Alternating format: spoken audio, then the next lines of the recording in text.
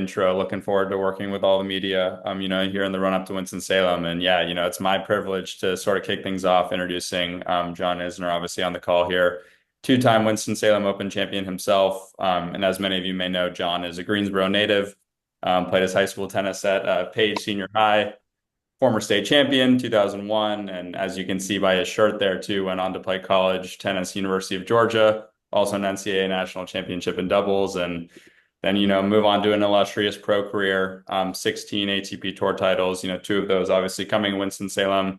To this day, he's the only back-to-back Winston-Salem Open champion, only one to defend his crown. And, he was the inaugural champion too when it moved to Winston-Salem in 2011. So, John, thanks so much for being here. And just wanted to kick it off by asking you about, what does it mean to officially be returning to Winston-Salem next Yeah, month, albeit as a fan this time, and yeah. just how excited you would be part of this year's event.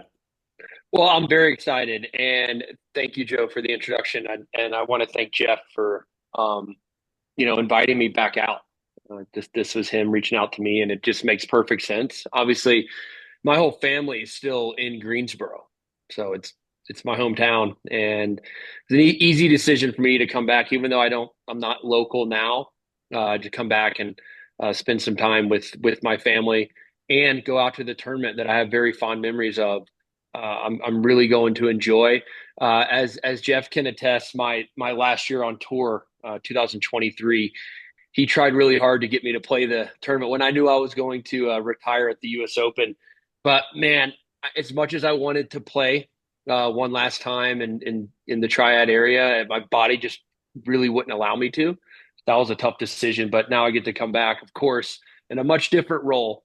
I truthfully would rather be playing because I miss competition so much. I really do.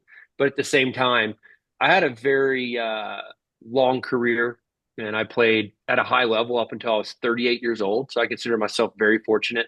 And I always want to give back to this amazing sport, which has done so much for my life. And of course, if I can give back in some small way to this tournament that I've won twice, the first 2 years that the tournament came to Winston-Salem, I'm going to jump at the opportunity to do so. So I'm very much looking forward to being back home in about a month or so.